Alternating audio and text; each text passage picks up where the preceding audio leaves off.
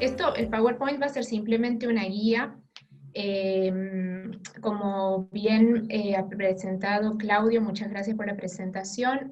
Mi formación disciplinar es las ciencias químicas, la ciencia de los materiales en particular.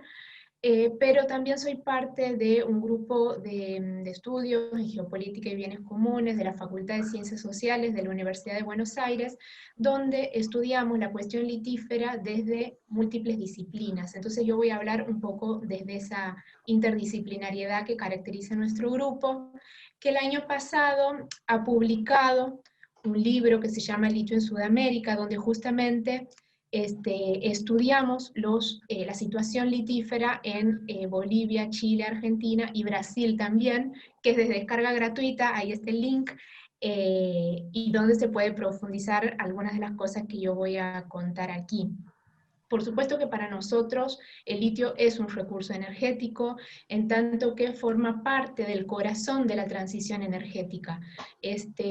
Ustedes saben que hay litio en nuestros dispositivos móviles, en las baterías estacionarias que permiten el aprovechamiento de fuentes renovables de energía. Hay litio también en las baterías de los coches eléctricos que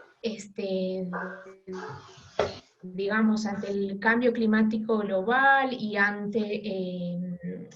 que estamos transitando el pico del petróleo, ¿no? que en el 2005 ya alcanzamos el pico del petróleo convencional y que para el 2024 posiblemente alcancemos el pico de todos los petróleos, todo esto hace necesario una mutación en la matriz energética que compromete, por ejemplo, a la industria automotriz, que es una de las industrias más grandes de nuestro planeta. Ahora bien, este cambio en el paradigma energético esta transición energética no es un camino inequívoco, es decir, la transición energética en realidad es como un significante vacío y de hecho abre un escenario de disputas, ¿no? Entre posiciones por ahí más cercanas al Green New Deal o capitalismo verde, que se impulsa desde los países centrales, y otras concepciones más ancladas en una realidad latinoamericana, que por ejemplo son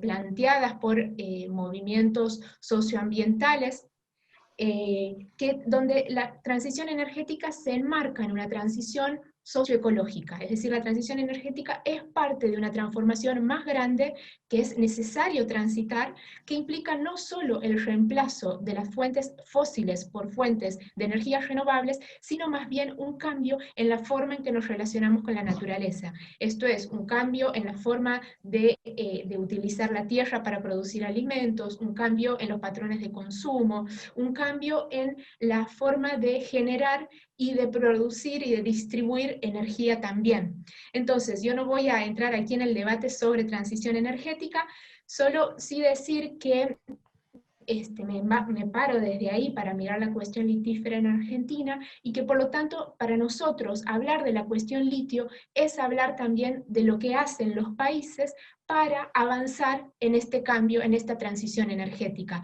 tanto en lo que se relaciona con la extracción de la materia prima, como con todas las tecnologías asociadas a este nuevo paradigma energético y que tienen al litio como corazón. Entonces, antes de avanzar en eso, quería mostrarles la Puna Argentina, que comparte, es una zona de nuestro país, en la región que se llama noroeste argentino, que comprende las provincias de Jujuy, Salta, Tucumán, Santiago del Estero y Catamarca. En particular, la cuenca de la Puna es esta que estoy mostrando aquí. Fíjense en rojo, esto es esa zona del noroeste. En rojo vemos los límites de la Puna concebida como cuenca hidrográfica, con todos los salares en su interior. Comparte características climáticas y geográficas con el altiplano boliviano y con la región Atacama de Chile, es decir, tasas de precipitación que en nuestro caso no superan los 100 milímetros anuales. Por su clima se puede considerar que es un desierto continental con un promedio, con una gran amplitud térmica y un promedio de temperaturas de de 8 grados centígrados, con escasa vegetación, todas obviamente condiciones que hacen posible o que hacen más redituable el método EVAPO como técnica de extracción de litio. En Argentina, además, hay litio en San Luis y en Córdoba, pero en rocas pegmatíticas. Estos proyectos todavía se encuentran en una fase exploratoria, por lo cual yo me voy a abocar a los salares de la Puna. Aquí podemos ver algunas características, en esta tablita están ordenados los salares en función de la concentración de litio, digamos en orden decreciente, y allí vemos que a diferencia de los salares de Bolivia y de Chile, cuya superficie en kilómetros cuadrados ascienden a los miles o decenas de miles de kilómetros cuadrados, en el caso de Argentina los salares son bastante más chicos, con superficies que van entre los 40 y los 600 kilómetros cuadrados, y con concentraciones de litio también variables, así como también la relación magnesio-litio, la concentración de potasio, etc. Esto como para que sepamos a qué zona de nuestro país nos estamos refiriendo. Entonces, en relación a el área extractiva, ¿qué es lo que está pasando en Argentina? Estas son algunas fotitos de Salinas Grandes. Aquí una pequeña línea del tiempo. Las exploraciones en la Puna comenzaron en la primera mitad del siglo XX, cuando Luciano Catalano, que era un químico, se dedica a recorrer estas grandes extensiones de los salares y hace una caracterización físico-química.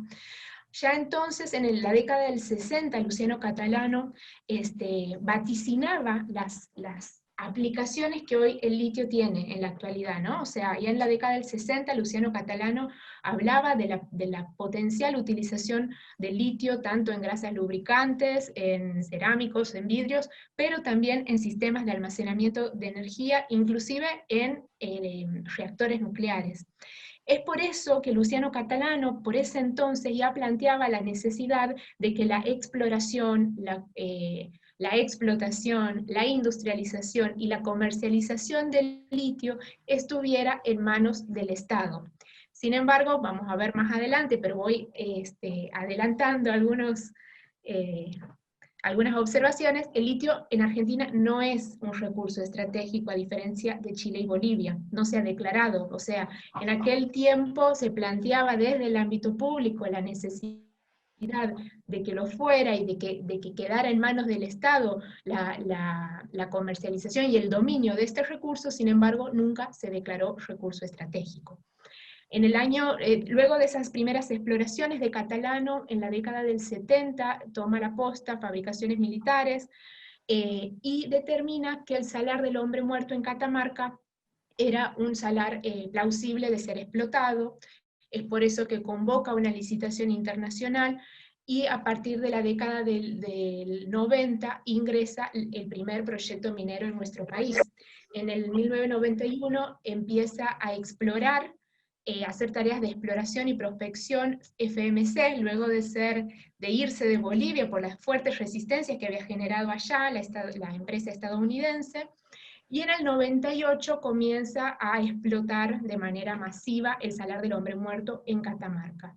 Esta situación se mantiene más o menos invariable hasta que en el año 2014 ingresa al mercado de litio en Argentina Sales de Jujuy, que es una asociación entre la australiana Orocobre, que tiene más de un 65% de las acciones, Toyota, que tiene un 25% de las acciones, y Gense, que es una empresa estatal jujeña con un 8,5% de las acciones. Aquí les mostraba dónde están ubicados esos proyectos, en el Salar del Hombre Muerto, Catamarca, y en el Salar de Olaroz Cauchari, en Jujuy.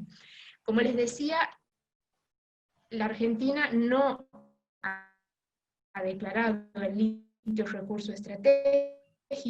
La única provincia que lo ha hecho es Jujuy, que en ese mismo, digamos, estatal, para participar del parte de Sales de Jujuy. Ahora bien, el problema de Gense es que para este proyecto entra endeudada con la australiana Orocobre, con lo cual el carbonato de litio, ese porcentaje que le corresponde, no lo puede utilizar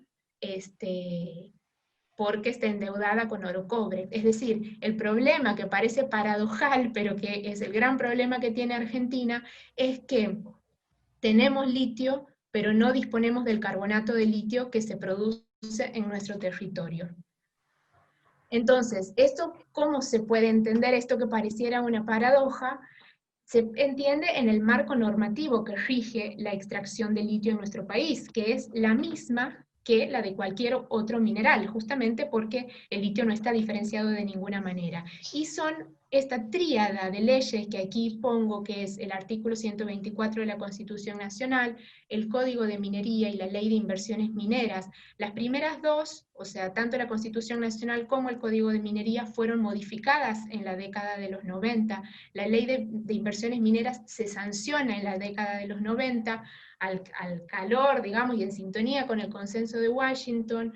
Es decir, es una tríada normativa que lo que es, digamos, lo que direcciona es al tratamiento del litio como commodity, como fuente de divisas, más que como recurso energético.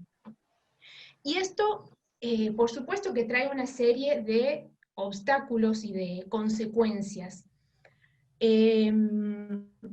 Lejos de propiciar que las provincias, esto tendría que decir que el artículo 124 de la Constitución Nacional lo que hace es darle a las provincias el dominio sobre los recursos de sus territorios, es decir, que cada provincia en nuestro país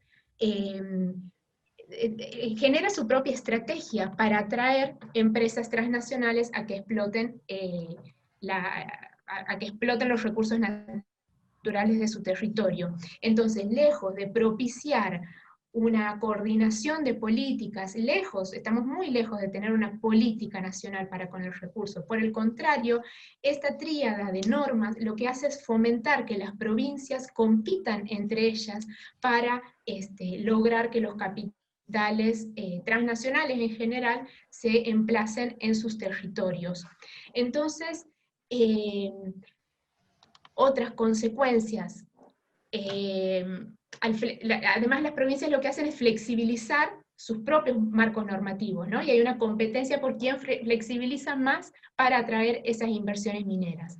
Entonces, en ese afán de que las empresas se ubiquen en sus territorios, por ejemplo, no se cumple el convenio 169 de la OIT que establece la obligación de realizar una consulta libre previa e informada a las comunidades que habitan esos territorios hace milenios, con lo cual las comunidades primero han tenido estrategias legales para evitarlo, por lo menos para ser consultadas, y ahora desde el 2019 directamente han radicalizado su posición en Jujuy y directamente se oponen a la extracción de litio en sus territorios. Otras consecuencias, como les decía antes, hoy en la actualidad estamos exportando 35.500 toneladas de carbonato de litio anuales, pero tenemos que importar aproximadamente 350 toneladas para, por ejemplo, las grasas lubricantes que YPF, la hilera, necesita para la explotación del petróleo. Es decir, hay un desanclaje entre lo que es exportación y cualquier alternativa o posibilidad de agregado de valor. De hecho, esa es una de las cosas para transformar el carbonato de litio a hidróxido de litio, y sin embargo eso no se puede llevar a cabo porque Toyota transforma el carbonato de litio que saca de Jujuy en su planta en Japón. Es decir, no hay posibilidades de transferir know-how, de transferir conocimiento que en Argentina se desarrolla principalmente en el ámbito público a estas empresas porque ellos tienen su conocimiento y su know-how en sus propias casas matrices. Además de esto, como otras de las consecuencias de este marco normativo, tiene que ver con la cuestión ambiental, porque al estar los salares pedimentados, privatizados, es muy difícil para el ámbito público realizar estudios, es decir, no hay estudios serios e independientes sobre los impactos de la minería o sobre el comportamiento de la cuenca hidrográfica. Lo que hacen las empresas mineras, que son las que hacen los estudios de impacto ambiental, es hacer un estudio en los territorios, las hectáreas en las que ese proyecto se va a emplazar. No se tiene en cuenta la cuenca en su conjunto, y seguramente en Chile saben más que nosotros que la consecuencia de extraer litio desde una zona, de extraer salmuera desde una zona del salar, perjudica o afecta por lo menos a otra zona del salar. Entonces, no hay estudios de cuenca en nuestro país. Por otro lado, en relación al agregado de valor, que sería como aguas abajo, también podemos hacer una pequeña historización. En el 2010, a partir del 2010, es que el gobierno nacional le empieza a prestar atención a la cuestión litífera, y entre el 2010 y el 2015 se realizan diferentes iniciativas, tanto para fortalecer al sistema científico como para intentar que ese sistema científico se vincule con un sector productivo. Entonces, a partir del 2011, el litio es incorporado en el Plan Argentina Innovadora, que era el plan que de alguna manera direccionaba la política científica. En poco tiempo, Argentina pasó a tener 4 laboratorios con cajas de guantes y con todo el equipamiento necesario para hacer investigaciones en el campo de las baterías. Aquí es necesario mencionar que la investigación científica, creo que ya lo he dicho antes, pero por las dudas lo repito, en Argentina la investigación científica se hace en ámbito público, en CONICET y en universidades principalmente. Entonces, en poco tiempo, Argentina, que ya traía más de 70 años de estudios en el campo de la electroquímica, en poco tiempo pudo mudar las investigaciones que eran en hidrógeno sobre todo. Esos científicos pudieron mudar sus investigaciones y irse al sector del litio. Y se pudieron desarrollar materiales, y actualmente Argentina cuenta con más de 200 investigadores, o sea, entre el 2010 y el 2020, tenemos más de 200 investigadores en diferentes etapas de su formación, que están trabajando tanto en el desarrollo de métodos que utilicen menos cantidad de agua, que sean más eficientes, o sea, tanto en la parte ambiental como también en la parte de baterías y de fusión nuclear inclusive. Y que eso comenzó entonces en el 2010. En el periodo que va del 2015 al 2019, con el cambio del gobierno, lo que vimos fue una profundización del modelo extractivo, donde actualmente, digamos, como resultado de eso, una de las principales medidas que tomó esto en esta etapa ya es el gobierno de Mauricio Macri. Una de las principales medidas que tomó en marzo de 2016 fue la quita de las retenciones a la exportación minera, con lo cual se flexibilizó aún más la presencia de estas empresas mineras en los territorios, a tiempo que en paralelo vimos un vaciamiento en el sector científico y en el sector productivo. De hecho, en esa época, en el instituto en el que yo estaba, dependiendo de la Universidad Nacional de La Plata, el instituto tuvo que endeudarse para pagar la luz, es decir, se subejecutó el presupuesto de tal manera que estaba en riesgo el funcionamiento mismo de los institutos, ni hablar que todo lo relacionado a incorporación de recursos humanos estuvo absolutamente pausado, o compra de equipamiento, ¿no? Y asistimos también a una nueva fuga de cerebros. Muchos colegas se fueron porque los sueldos, inclusive de los becarios doctorales, estaban por debajo de la línea de pobreza. Bueno, y a partir del 2019 hubo nuevamente elecciones. En diciembre asumió el gobierno actual, que asumió diciendo: somos un gobierno de científicos. El actual presidente es profesor de la Universidad de Buenos Aires, y estamos ante un escenario abierto, o sea, el Ministerio de Ciencia, que en el 2000, en el periodo del gobierno anterior fue fue transformado a una secretaría. Bueno, a partir del nuevo gobierno se restituyó el Ministerio de Ciencias. El Ministerio de Ciencias, en este actual contexto de pandemia, pudo dar respuesta a la problemática del COVID, pudo desarrollar kits de testeo y de diagnóstico.